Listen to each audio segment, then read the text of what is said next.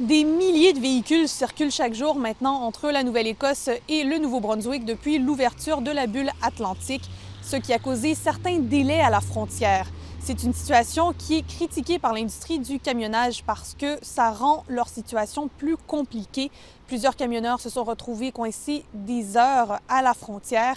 Or, ils ont des délais à respecter et leurs conducteurs ne peuvent pas excéder un nombre précis d'heures de service. Ils ne peuvent pas rouler trop longtemps. Alors, l'association qui les représente en Atlantique demande au gouvernement de la Nouvelle-Écosse et du Nouveau-Brunswick d'agir pour faciliter la situation et réduire les délais d'attente pour les camionneurs. Là, c'était complètement ridicule. Les délais, c'était des heures et des heures d'attente.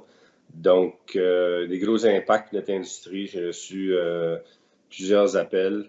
Donc, on a parlé avec la province vendredi plusieurs fois. Et puis, à un certain moment donné, ils ont débouché la ligne pour les camions commerciaux. Par contre, on veut un plan plus solide pour cette semaine. Le directeur demande notamment qu'une voie spéciale soit réservée aux camions pour qu'ils puissent contourner plus facilement le trafic qui se dirige vers les postes de contrôle.